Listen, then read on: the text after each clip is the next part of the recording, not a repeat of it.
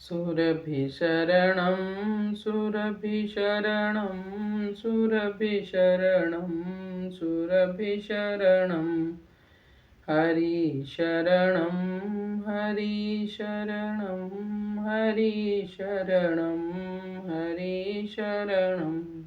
अरे मेरे आत्मीय जनों, गाय को पशु मानने वालों, रावण ने भी गाय को पशु और गंगा जी को साधारण नदी मानने की भूल की थी। यही एक भूल रावण के पतन का कारण बनी थी। आज हम धेनु मानस का पाठ करेंगे। तृतीय सर्ग। धेनु गंगा संस्कृति प्रसूनम। सर्वाया सविवर्जितो हि ससुखम संयाति यामेय ध्वनि।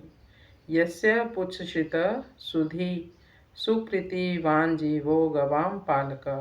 गोपी गोप सुसेविता भवन दीपारंकरी में सदा। साधेनु सुरपूजिता भगवती भूयात सदा शर्मणे। जय गो माँ।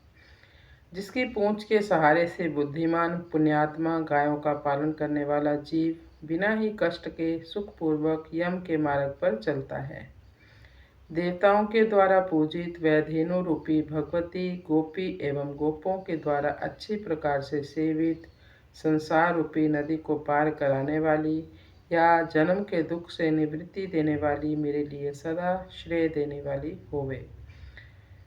धेनु कथा मन भावन कहई दुख नाशक जीवन रस भरई। अनुपम औषध चार पदार्थ जो करि गान परम परमार्थ। गौगाथा को जो मन को भाने वाली है उसे कह रहे हैं, जो दुखों को नाश करने वाली जीवन को रस से भरने वाली है। यह कथा अनुपम औषधि चार पदार्थ देने वाली है। जो इसका गायन करता है वह परम परमार्थ को प्राप्त करता है। स्वार्थ लागी सकल संसारा परम प्रीत परमार्थ सारा। गौ सेवा पुनि भोज बनावा अष्ट सिद्धि ताके कर आवा। जय गो माँ, जय जय गोपाल। यह सारा संसार स्वार्थ में दिखता है, परम प्रेम परमार्थ का सार है। गौ सेवा के बाद भोजन बनाने वाले के हाथों में अष्ट सिद्धियां आ जाती हैं। द्रौपदी गौ की कृपा जिमाई ऋषि दुर्वास देखी प्रभुताई। मेटत अहम मिले जो मिताई भक्ति धेनु छाहा उपजाई। द्रौपदी ने गौ की कृपा से हजारों ब्राह्मणों को भोजन कराया। दुर्वासा जी ने इस प्रभुता का दर्शन किया। जब प्रीत मिलती है तो अहम मिट जाता है। भक्ति हमेशा गौ की छाया में ही पैदा होती है, क्योंकि गौ माता चलता फिरता मंदिर है। गुरु गौ शिष्य वत्स जे पावा ज्ञान पान भवभीत मिटावा। गौ के संग मिटत अभिमानु सेवत सदा प्रेम रस पानु। जैसे गाय को बछड़ा पाता है और दूध पीकर आनंदित होता है, वैसे ही शिष्य गुरु को पाकर ज्ञान पीकर भव्य को मिटा देता है। गौ के संग रहने से अभिमान मिट जाता है। जो इसकी सेवा करता है तन मन और धन से वह प्रेम रस का पान सदा करता ही रहता है। सब छोड़े इक को भजे पंथ जान निराकार। सब पूजे इक के लिए सो जानत साकार। सबको छोड़कर एक का भजन करें, उस पंथ को निराकार जानना चाहिए। और सबकी पूजा एक के लिए करते हो तो उसे साकार समझिए। वो हमारी गौ माता है। सर्वदेव में ही है गौ माँ। जहाँ धेनु सेवा सुखकारी सो आंगन सुर शिशु किलकारी। बांधी गाय कसाई छुड़ाई मरे जियत जो धेनु सहाय।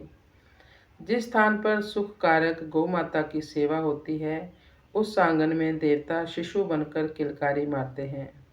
कसाई के पास बंधी गाय को जो छुड़ाता है उस व्यक्ति के लिए गौ माता सहायक बनकर मरे हुए को भी जिंदा कर देती है। गौ सेवी संतति भल पावे तेत त्रास सो सकल नसावे। भूत पिशाच कालगत आनु नहीं भय रहत धेनु सन्मानो। गौ सेवा करने वाले लोग अच्छी संतति को प्राप्त करते हैं। अरे और जो गाय को कष्ट देता है वह अपना सब कुछ नष्ट कर लेता है। भूत बीता हुआ समय एवं पिशाच आने वाला काल है, लेकिन जहाँ धेनु का सम्मान होता है वहाँ इन दोनों का कोई भी भय नहीं रहता, कीच बीच राखे जो गाई, सफल होत नहीं रहे कमाई। चरमकार की दृष्टि अपावन, सुत संस्कारहीन तहि कारण। जो व्यक्ति कीचड़ में गौ माता को रखता है, उसके नीचे से बिल्कुल भी सफाई नहीं रखता, उसके कार्य कभी भी सफल नहीं होते एवं कमाई खत्म हो जाती है। चरमकार की अपवित्र दृष्टि पड़ने के कारण संस्कारहीन पुत्र हुआ, जिसने गाय के सींग काटने की बात कही। जम जात न मिटे भयकारी, घाव धोई रुज औषधिकारी। नृप दुख कारक धेनु हटाई, राज रहा अवरुद्ध कराई। भयकारक यम यातना गौ कृपा से मिट जाती है। जो व्यक्ति गौ के शरीर के घाव को अपने हाथों से धोता है एवं रोग में औषधि से उपचार करता है, वह इस फल को प्राप्त करता है, यानी वो भयकारक यम यातना से बच जाता है। गौ माता जो राजा के राजमार्ग को अवरुद्ध करके खड़ी थी, उसको हटाने से राजा के लिए दुखदायक बन गई। गौ साखी दो लोक की उत दियो सुधारी, जो गौ की सेवा करे मेटी रोग भव भारी। गौ माता दोनों लोक की साक्षी है, इसने इधर उधर दोनों को सुधार दिया है। जो व्यक्ति गौ की सेवा करता है, उसके भारी भवरों को गौ माता मिटा देती है। भाव कुभाव धेनु सब जाने, उर अंतर्गत गति पहचाने। दल दल धसी गाय निकारी, सो नर अबसी काल गति टारी। भाव या कुभाव गौ माता सब जानती है एवं हृदय के अंतर्गत जो गति है उसे भी पहचानती है। दलदल में जो गौ माता धंस गई थी, उस गाय को जिस व्यक्ति ने बाहर निकाल दिया, वह व्यक्ति अवश्य ही काल की गति को टाल देता है। पिबत धेनु जल पा विश्रामो, सो जल अमृत धार अभिरामो।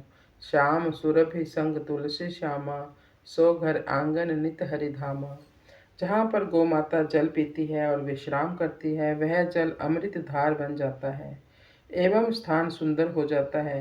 काली गाय जिसके घर आंगन में होती है, वह नित्य ही हरिधाम कहलाता है। जय गौ माँ। त्रिषावंत गो नीर पिलावे, अति संकट सो सन्मुख पावे। गठिया रोग मिटे धृत गैया, चरम रोग भल मूल नसैया। जो व्यक्ति प्यासी गाय को पानी पिलाता है, वह अति संकट में गौ माता को अपने सामने पाता है। गोधृत से गठिया रोग मिट जाता है, चर्म रोग ठीक हो जाते हैं और उसके मूल कारण भी ठीक हो जाते हैं। जय गौ माँ जय जय गोपाल, जय गौ माँ जय जय गोपाल। च्यवन ऋषि निज मोल बतायो, गो के दाम आप बिक जायो। त्रिविध ताप सुर देवी निवारी, आत्म बोध मिली मंगलकारी। च्यवन ऋषि ने गौ माता को अपना मोल बताया एवं गाय के बदले अपने आप को बिका दिया। 3 प्रकार के तापों का सुरदेवी गौ माता निवारण करती है, मंगलकारी आत्मबोध मिल जाता है। गौ भक्ति अविरल रहे, दीजो स्वामिनी मोही। मिली छाह तेरी सदा, अंतकाल गति तोही। जय गौ माँ जय गोपाल। मेरे हृदय में हमेशा गौ भक्ति बनी रहे। हे स्वामिनी, मुझे यह वरदान दीजिए, तेरी छाया हमेशा बनी रहे एवं अंतिम काल में तू मेरे सामने रहे। हे भगवती अम्बा प्राम्बा मेरी गौ माँ, आपके चरणों मेरी कोटि कोटि प्रणाम। दृष्टि वृष्टि गुरु गौ जग पाई, 4 पदार्थ करतल आई। धरा धेनु धरत अधिकारो, समुझ परे सो भवते पारो। जगत में दृष्टि और वृष्टि गुरु एवं गौ से ही प्राप्त होती है। गुरु और गौ दोनों एक ही रूप है। गौ माता की कृपा से ही चारों पदार्थ मुट्ठी में आ जाते हैं। पृथ्वी पर सबसे प्रथम अधिकार गाय का है। जिसकी समझ में यह बात आ जाए, वह भव से पार हो जाएगा। गौरस रस में मिले आहारू, जोग ध्यान तप सकल अधारू। गूगल गंध धूप अरुदीपा, भीतर बाहर जलत प्रदीपा। जिस व्यक्ति को गोरस यानी दूध दही छाछ मक्खन घी ऐसा रसीला आहार मिल गया, तो योग ध्यान तपस्या सबका यही आधार है। गूगल गंध वाली धूप एवं गोधृत का दीपक जलने पर अंदर बाहर ज्ञान प्रदीप जल उठता है। गो गंगा पीहर परिवारो, शिव सुंदर हिमवंत पहारो। सरिता बन गिरि जे न बचाई, सो कन्याहत अध गति पाई। गौ और गंगा का पीहर और मायका शिव स्वरूप सुंदर हिमालय पहाड़ है। यदि पहाड़ वालों ने इनको नहीं बचाया तो उन्हें कन्या की हत्या का पाप लगे एवं अधम गति को प्राप्त हो। सात्विक ऊर्जा निक्षत गाई, सगुन ब्रह्म प्रगटे तब आई। अग्र गाय गृह करे प्रवेशु, सो घर दुख न लहे लवलेशु।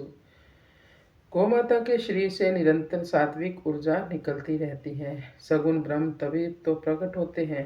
जिस घर के प्रवेश में गाय आगे होती है, यानी घर में जब हम प्रवेश करते हैं तो हम आगे गाय को करते हैं, तो वहाँ कभी भी दुख क्लेश नहीं रहता। बड़े आत्मबल गाय से बने सहज स्वाध्याय, सात्विक बल नित बाढ़त पाद पदम हो जाए। गाय से आत्मबल बढ़ता है, सहज स्वाध्याय बन जाता है, नित्य सात्विक बल बढ़ता है एवं चरण कमल जैसे हो जाते हैं, अर्थात आचरण विशुद्ध हो जाता है। ऋषिवर गौतम अति तप कीना, मृतक धेनु जीवित कर दीना। पावन भारत ज्ञान विज्ञानु, गोहन कलुषित बड़ अपमानु। जय गो माँ, जय जय गोपाल। ऋषि श्रेष्ठ गौतम ने अति तपस्या की और मरी हुई गाय को फिर से जीवित कर दिया। पवित्र भारतवर्ष में ज्ञान विज्ञान भरा पड़ा है, लेकिन यहाँ गौ हत्या ने इस राष्ट्र को कलुषित कर दिया है। सबसे बड़ा कलंक भारत देश में गौ हत्या का है, जिससे इसका बड़ा अपमान हो रहा है। सुर समूह की रति नित गाई, धन्य भूमि भारत बढ़ पाई। जय श्री बसत धेनु के रूपा, बिनु पद त्राण फिरे सुरभूपा। देव समूह नित्य ही कीर्ति गाते रहते हैं कि भारत भूमि जिसको मिली वह धन्य हो गया, जहाँ श्री गाय के रूप में निवास करती है, एवं सुरभूप श्री कृष्ण बिना पद त्राण के जिसके पीछे पीछे फिरते हैं। तीन काल त्रय दोष मिटावे, दिवस निशा शुभ मंगल गावे।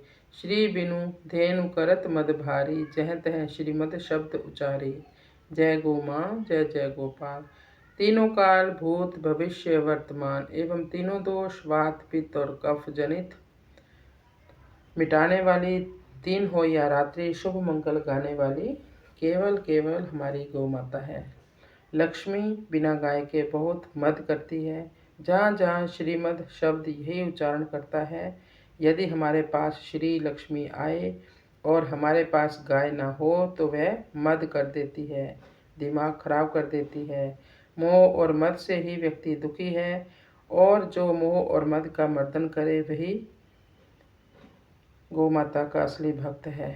श्री जब गाय अर्थ में प्रयोग हो तो गाय का मद होना उचित है। व्यक्ति गाय के मद से भागवत माने भगवान को प्राप्त कर लेता है। प्रथम कारण गोकर्ण सुहावा, धुंधली सुत हरिचरित सुनावा। व्यास सुभाष हिमालय कीना, दिव्य ग्रंथ ग्रंथि हर लीना। जय गो माँ, जय जय गोपाल। पहला कर्ण गोकर्ण सुहावना है, जिन्होंने धुंधली के पुत्र को हरि का चरित्र सुनाया। व्यास जी ने हिमालय में बैठकर दिव्य ग्रंथ श्रीमद् भागवत की रचना की एवं संसार की ग्रंथियों को छेदन कर दिया।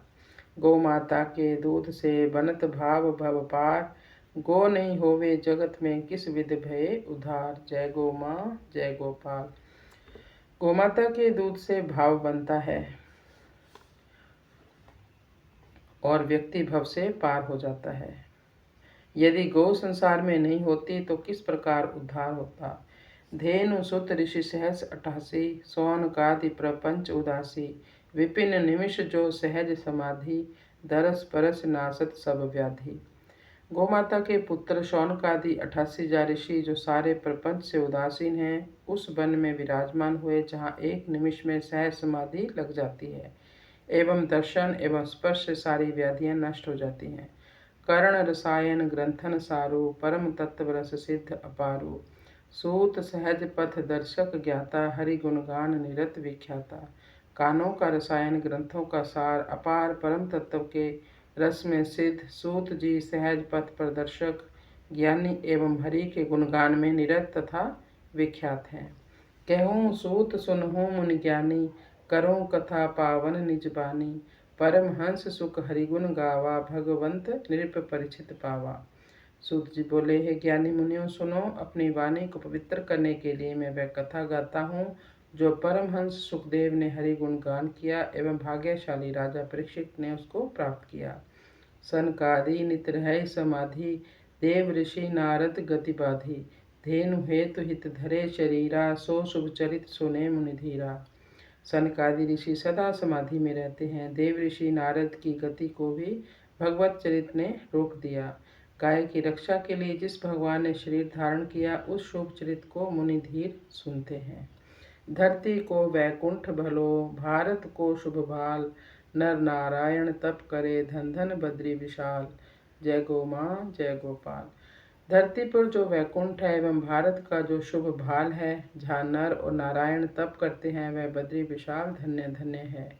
तह सनकादि नारद देखा, मुख ललाट चिंता बड़ी रेखा। कहूँ दुख कारण हमो बखानी, राम भगति नित तब उर आने। वहाँ बद्रिका आश्रम में सनकादि ऋषियों ने नारद को देखा।